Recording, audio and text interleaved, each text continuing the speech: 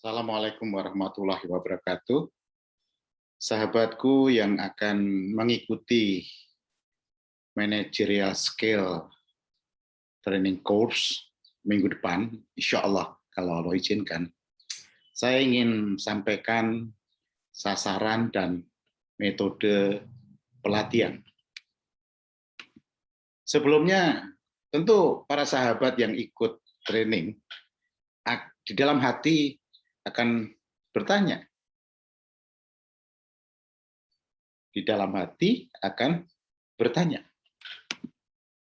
bagaimana cara menjadi manajer yang ideal?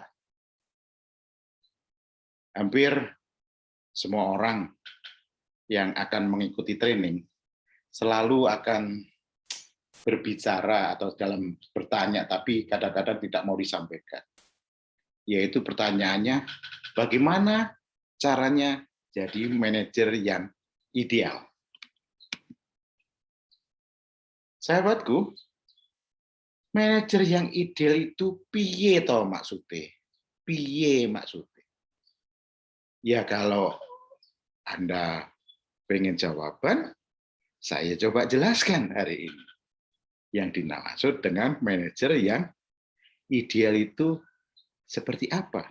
Supaya pertanyaan Anda yang piye maksudnya tadi terjawab dengan baik. Nah, manajer yang ideal itu bisa merubah anak buah biasa-biasa saja menjadi anak buah yang luar biasa dengan hasil pekerjaan menjadi luar biasa. Itu jawabannya. Jadi kalau Anda ingin jadi manajer yang ideal itu bisa merubah anak buah yang biasa-biasa saja menjadi anak buah yang luar biasa dengan hasil pekerjaan menjadi luar biasa. Itu manajer yang ideal menurut saya. Itu menurut saya. Nah, untuk bisa menjadi manajer yang ideal, yang bisa menciptakan anak buah yang luar biasa, Anda harus mampu membuat strategi dan taktik menjadikan anak buah luar biasa dengan hasil yang luar biasa. Itu konsepnya. Oleh itu kenapa perlu saya jelaskan? Supaya kita mempunyai pandangan yang sama di minggu depan di dalam kita berdiskusi, saya sharing mengenai managerial skill. Nah, untuk menjadi manajer yang mampu, untuk menjadi manajer ideal yang mampu membuat strategi dan taktik, harus memiliki 3 pilar. Apa? Harus memiliki 3 pilar. Pilar yang pertama adalah kemampuan memahami tugas. Itu pilar yang pertama. Anda harus paham dulu. Pilar yang kedua adalah kemampuan memahami peran. Pilar yang ketiga adalah kemampuan melaksanakan tugas. Jadi ada 3. Kemampuan memahami tugas, kemampuan memahami peran, kemampuan melaksanakan tugas. Ini semua bisa dilakukan jika para manajer punya fondasi yang kuat. Fondasi yang kuat di dalam manajemen. Yang pertama, fondasinya adalah pengetahuan manajemen, yaitu apa yang harus dikerjakan dan mengapa harus dikerjakan. Itu pertama. Yang kedua adalah keterampilan manajemen, adalah bagaimana Anda mengerjakan. Yang ketiga adalah motivasi, kemauan untuk mengerjakan. 3 fondasi ini akan menumpang 3 pilar tadi. Kalau Anda paham pengetahuan manajemen, keterampilan manajemen, dan motivasi, pilarnya akan kokoh mengenai kemampuan memahami tugas, kemampuan memahami peran, dan kemampuan melaksanakan tugas. Sehingga insya Allah Anda akan bisa menjadi manajer yang ideal, menggeser, merubah anak buah yang biasa-biasa menjadi luar biasa dengan hasil yang luar biasa. Jadi pengetahuan manajemen, keterampilan manajemen, dan motivasi. 3 ini dalam seminggu akan kita pelajari. Dalam seminggu saya akan sharing mengenai pengetahuan manajemen, keterampilan manajemen, dan motivasi. Sehingga nanti Anda akan mempunyai kemampuan memahami tugas, kemampuan memahami peran, dan kemampuan melaksanakan tugas. Itu minggu depan yang akan kita bahas. Sahabatku, tapi tidak semua manajer sadar 3 pilar dan 3 pondasi untuk menjadi manajer ideal.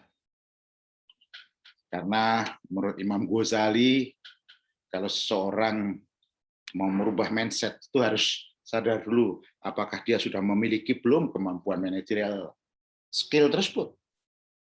Oleh sebab itu saya ingin sampaikan sekali lagi mengenai pemahaman yang disampaikan oleh Imam Ghazali, bahwa Imam Ghazali menggolongkan manusia menjadi 4.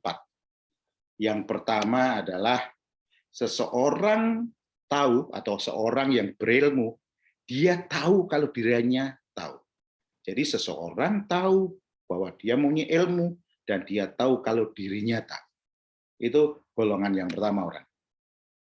Golongan yang kedua adalah seseorang yang tahu berilmu, tapi dia tidak tahu kalau dirinya tahu. Yang ketiga adalah seseorang yang tidak tahu tapi belum berilmu. Seorang yang tidak tahu tetapi belum berilmu. Dia sadar betul. Yang keempat, seorang yang tidak tahu, tidak berilmu. Seorang yang tidak tahu, tidak berilmu, dan dia tidak tahu kalau dirinya tidak tahu.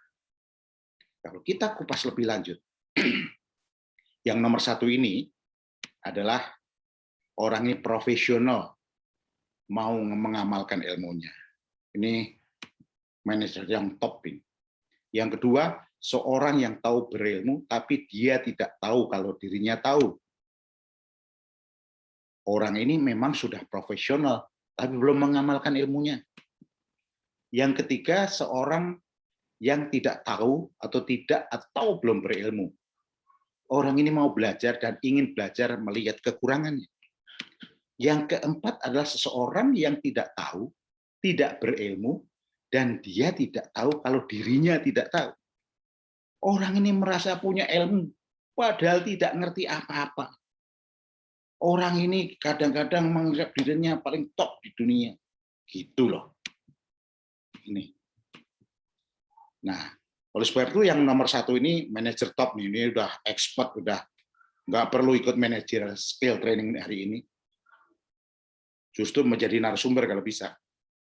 Yang kedua adalah, ketiga ini adalah manajer yang masih memerlukan sharing ilmu dan dorongan. Kalau yang keempat ini, manajer menganggap top dirinya, saya nggak tahu apakah perlu ikut atau tidak. Tetapi saya ingin Anda menjawab dalam hati Anda. Di manakah posisi Anda, wahai sahabat-sahabatku, yang minggu depan ingin bergabung, sharing ilmu pengetahuan dengan saya? Jawab dalam hati aja ya. Oleh sebab itu saya ingin menyadarkan dulu bahwa yang pertama tadi nggak saya ikutkan dalam kelompok ini. Karena apa? Dia udah manajer top. Jadi dia harusnya jadi narasumber nantinya. Yang kedua adalah seorang yang profesional tapi belum mengamalkan. Aksinya apa yang harus kita lakukan? Amalkan ilmunya, tapi masih membutuhkan dorongan motivasi. Yang ketiga adalah orang ini mau dan ingin belajar melihat kekurangannya. Aksinya apa? Segera belajar, membutuhkan dorongan pengetahuan. Yang keempat ini, orang ini merasa punya ilmu padahal tidak ngerti apa-apa. Aksinya apa? Nggak tahu saya. Aksinya harus diapain. Gitu. Dia tidak butuh apa-apa. Makanya yang keempat ini nggak usah bergabung sama kita untuk diskusi minggu depan. Karena dia menganggap dirinya sudah top, tapi nggak ngerti apa-apa. Oleh sebab itu, wahai sahabatku, saya ingin sharing dengan Anda untuk merealisasikan manajer yang ideal. Saya membuat program One Week Training Course on Developing Managerial Skill.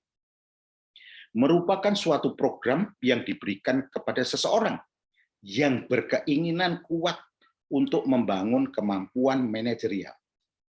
Apakah itu supervisor, apakah itu calon manajer, apakah baru menjadi manajer dan manajer lah.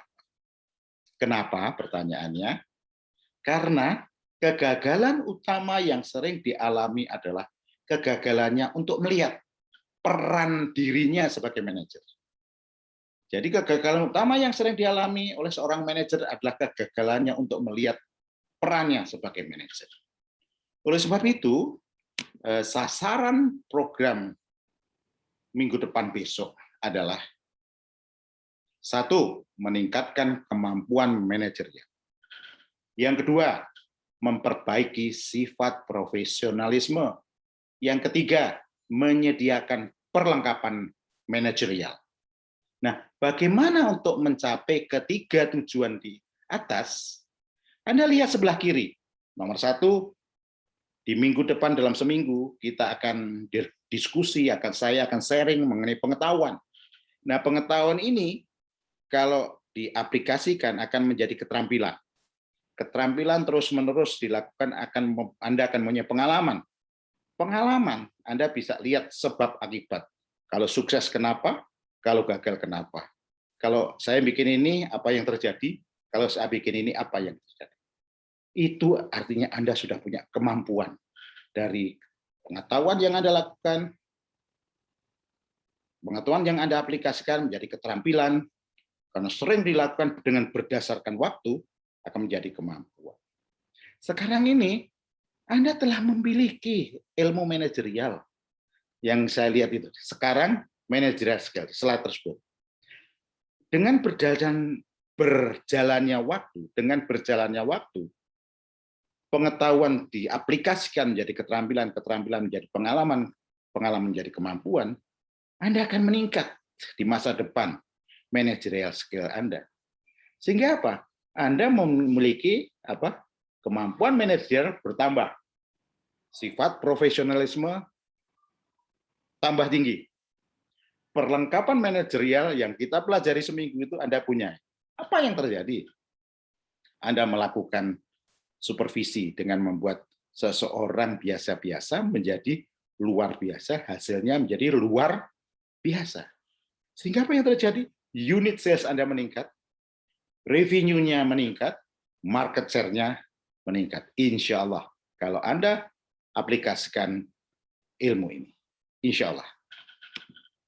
Nah, metode pelatihan yang dipakai adalah membaca, menulis, mendengarkan, mempraktekkan pengetahuan yang didapat tentunya dari sharing selama seminggu ini, berdiskusi pada waktu kita Zoom, kita bisa berdiskusi.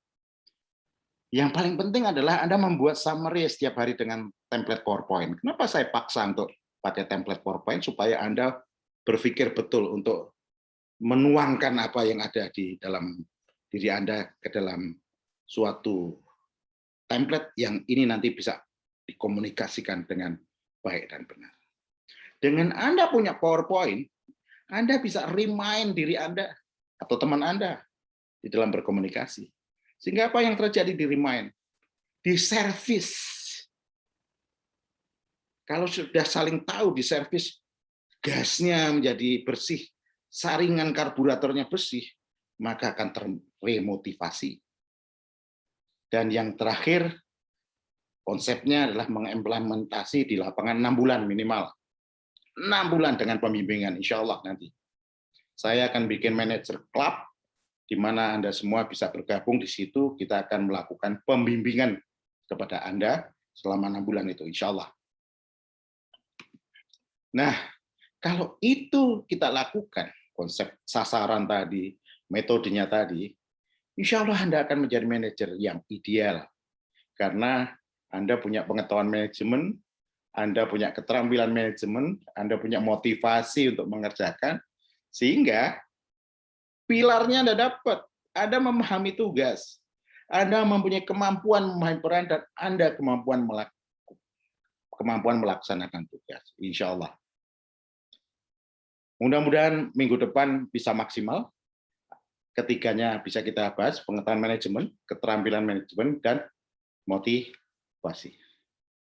Mudah-mudahan Allah memudahkan kita, melancarkan kita, dan yang kami harapkan, bukan saya aja, kami harapkan adalah Anda menjadi manajer yang ideal untuk perusahaan Anda dan untuk diri serta keluarga Anda. Terima kasih. Sampai ketemu.